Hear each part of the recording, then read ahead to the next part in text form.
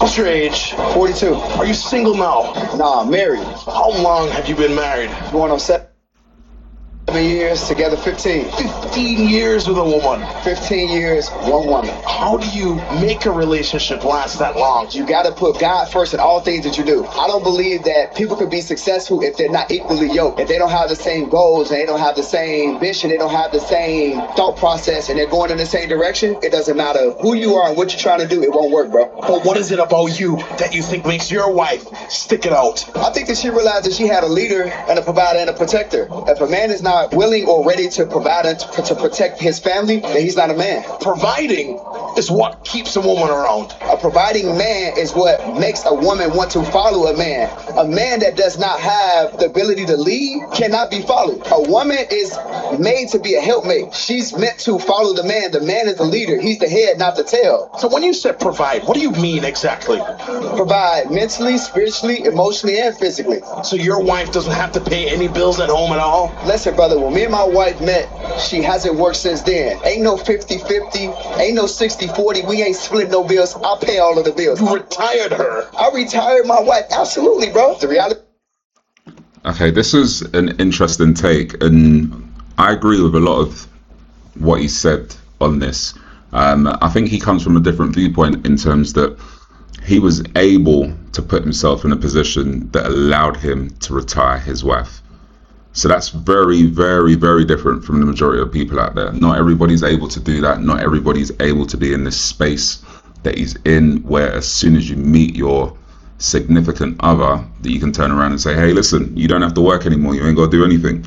That's not the case for the majority of men. So to kind of put that stipulation in there in terms of what a man should be, and maybe he's just given his own personal example of what's going on. But I agree, like I said, I agree with like pretty much everything he said up until that point. But I would like to know why he got with his wife for, I think that would have been 7 years. I think they were married, been together 15 years, married for 7. So what were they doing for the remaining 8 years of the relationship? What was happening there? Or 7 or 8 years. It'll be good to know what took him so long to make her his wife. If he had all the finances together and he had everything together, was he unsure? Was he just not in a space where he wanted to do it? That would be interesting to know. But it's good that they've been together for so long, and he seems to have all the right things in place. He seems to be saying all the right things in terms of what a leader should be. So it'll be great to hear more and to see what else he has to say.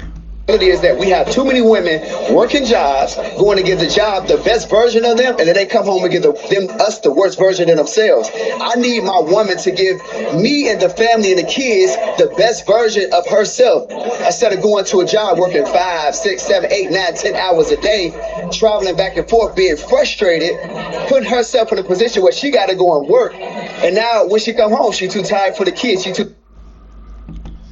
See, when people speak, sometimes they need to understand the general landscape of the world and understand that, okay, you were lucky enough to have a scenario where you could retire your wife and maybe sit in a position where you didn't have to send your wife into the workforce.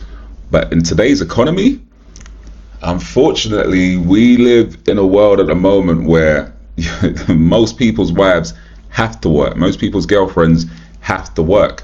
And on top of that, unless you've got life-changing money, then there's not really too many instances where your wife is not going to want to be, well, you're not even going to want to put your wife in a position where she's doing something, right, that can bring in some additional money for the family.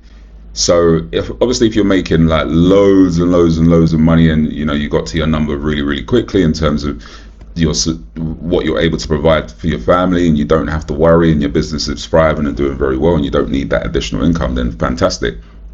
But for most people, this is just not realistic advice to be able to turn around and say, well, one of the things that I did was I retired my wife. Fantastic, great. Most men are not able to do that. Yes, they still need to provide, they still need to protect in whatever way, shape or form they can, and they should be striving to be in a position where they can provide. They can get in a position where they're the sole breadwinner for the family, to allow the wife to, you know, predominantly focus on the household.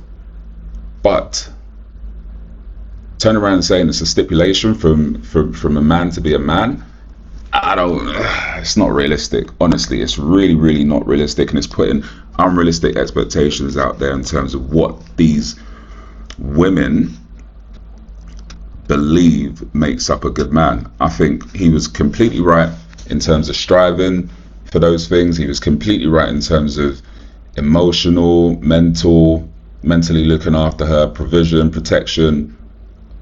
But ultimately, when you start talking about retiring people and stuff like that, I think that's a conversation that's reserved for a special type of man that's doing really well for himself. And if he's able to do that, fantastic.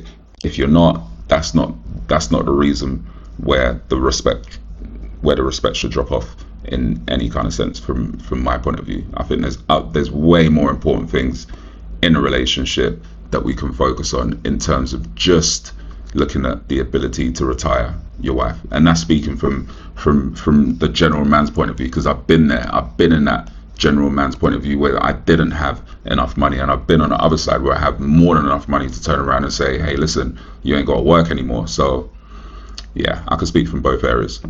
Too tired for me. No, I need you to relax. I need you to live a soft life, so when you get home to me, you can take care of me the right way. What's your age? 42. Yeah. Interesting take. Very interesting take. I understand all the things that he's saying. I understand his point of view, but sometimes we can't just speak from our point of view. We got to reference what the world looks like for other people, and we got to be a little bit more cautious in terms of how we frame certain things that we say, because at the end of the day, yeah, fantastic, you're able to retire your wife, you're able to put yourself in a situation where ultimately she doesn't have to work, you're getting her so-called best self. But even if your wife has to go to work, even if your wife has to work considerable hours and then she's coming home to you, she should still be in a position where she's giving you her best self. Just because someone went to work doesn't mean all of a sudden when they get home they're super drained and they can't do nothing else. Because I see people, they finish work on a Friday night and they're going out with their friends, they're lively, they got all the energy in the world. If you're happy to do something, you show up in a way where you're completely happy to do it. It shouldn't have anything to do with whether you're tired, and what type of job is going to leaves people so tired that they can't be their true authentic self. Yeah, I understand that people have hard jobs, but I'm sorry, if you have a hard job and you get home, that person should just be the shining light. They should put a smile on your face. You should feel like, you know what, I want to do certain things for that person. And it's definitely vice versa. It shouldn't be a case of, you know what, I've got home from a hard day, I can't show up for my significant other. Men and women need to finish work, get home, still be able to show up for your person and go the extra mile.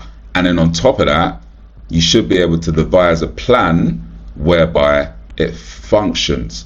So if at the end of the day, let's say someone is tired, you get home, maybe that's not the time to do the considerable bulk of the work. Maybe you need to do a lot of stuff on the weekends when you both got a little bit more free time. Planning and preparation takes away a lot of these things that people get divisive over, and planning and preparation takes away a lot of the problems that people have a lot of the time. So it does allow you to be in a place where you conserve your energy, you've got routines that are built up, and you understand how to deal with each other and what each other need within that moment. Yes, it might not be the same as, you know, when you both got so much free time, or let's say for instance your wife's got so much free time on her hands and she can just solely focus on looking after you, but we can't turn around and say it disappears just because she has to work. Because at the end of the day, then what we're saying is there's no woman out there that hasn't got a rich husband that's able to retire her, that should be giving her husband the best part of herself, because quote unquote she's tired after coming back from work. And there's no husband out there as well that's going to work every day and then coming home and giving his wife the best part of himself. So yeah, that doesn't add up to me. But as always, let me know what you think. It will be good to see what happens in the comments on this one. Anyone have any differences of opinion? to what Hiz said, anything you agree with, anything you disagree with, anything you agree with or disagree with what I said, I would love to know. And as always, like, subscribe, and I'll see you guys in the next one.